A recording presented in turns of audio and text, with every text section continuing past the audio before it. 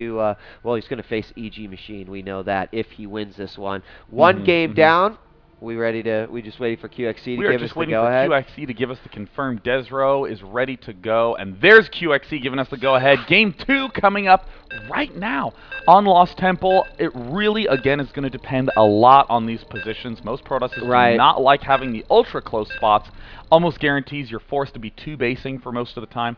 But we will see as the game loads up. Yeah, don't forget, we're also going to be seeing Blur versus Starlife coming at you. That's going to be a little bit later on. And then, of course, we're going to have Slush taking on the winner of this match versus Machine. I know it sounds a little confusing, but we'll figure it out here. We got those close positions, close by air, but not necessarily close by ground, right? Absolutely correct. We can even see on the mini-map that they are right next door to one another by air. But if you look to the left of Qxc's base in red, that's Qxc's natural. If you look south of DesRow's base, you see that expansion on the right. So in other words, that 12 o'clock expansion and that 4 o'clock expansion, that's the ground distance. Pretty long between those two bases. If for some reason DesRow spawned in the left position, that would make him very, very close to Qxc. So going to be a very nice opportunity for Qxc to do that nice, easy, fun air harass. Right, right. But DesRow also has the nice, easy, fun multiple expansions coming up. And also DesRow's has a pretty easy to defend cliff by his natural because of this kind of awkward formation. And we do have DesRow already sending his first scout out. He's going to first scout the south position and then make his way over to the west position. And over on the other side, we've got our first production facilities going down. We've got a barracks for the Terran, gas also going down for Qxc, and then we've got a gateway for a Protoss. Yep, pretty standard at this point in time. Only really big difference is when they're building those gateways and assimilators. Some Protosses, actually most Protosses, go for the 14 gateway, 15 assimilator, exactly what we saw DesRow do. That's the economically focused way to play. You spend almost all your chrono boost on probes. Does look like DesRow's saving it up, so perhaps he will end up doing a chrono boost on the Stalker and a chrono boost on the Warp Gate, another very typical play. Looks like Qxc is also starting his orbital command on 15, and there is also a little mariner popping out of the barracks shortly. Yep, and Qxc also has his scout out, and scout is inside for the Protoss. DesRow is inside the base of Qxc. He is going to leave just before that marine pops out, and a lot of Protoss just keep their probe right there. Eventually they can be caught, but good indication. He's just going to go ahead and move possibly over to the tower, and Qxc will scout here momentarily. Cybernetics core has gone down for the Protoss. There we also saw him take the Xel'Naga tower, and then he's also dropped his second assimilator. Now the one thing to note, this is probably the most important thing that Qxc is going to scout. The energy remaining on that Nexus up at 75. Let's see how he ends up spending it.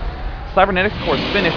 Double chrono boost on both of those, but if Qxc is extra perceptive, he will note that there is going to be enough for 2 more chrono boosts on that warp gate. One right when this one finishes, and then as that second chrono boost is going down, he'll have back up to 50 energy. There he is just now run out of chrono boost. Let's see if he ends up doing another one on that warp gate. Probably going to wait till this SCV ends up running out.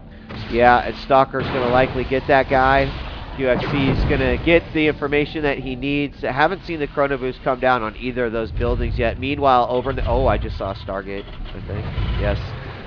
Stargate going down for DesRow.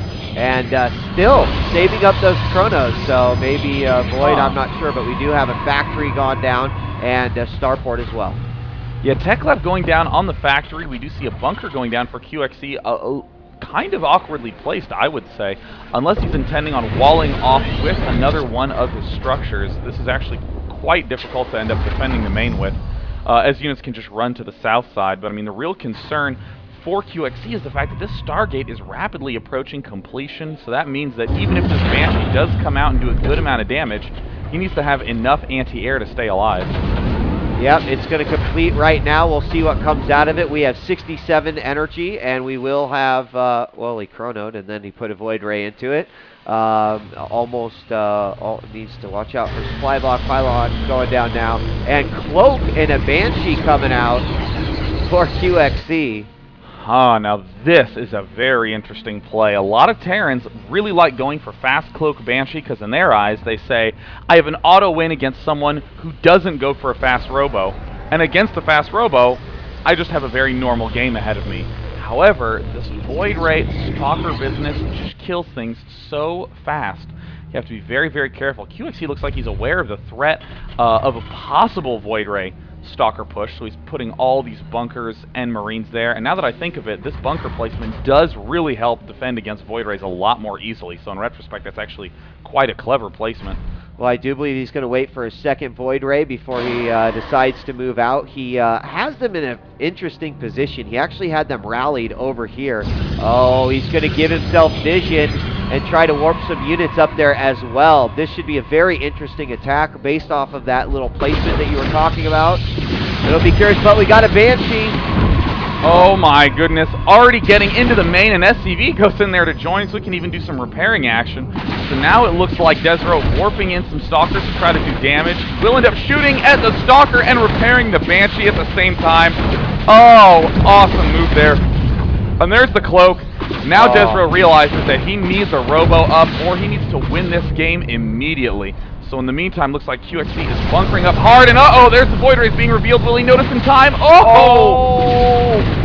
The Void Rays going to go in to get their charge going on the factory and the starport. Meanwhile, we don't have anything moving up. The Marines move forward, and one of those Void Rays gets severely damaged.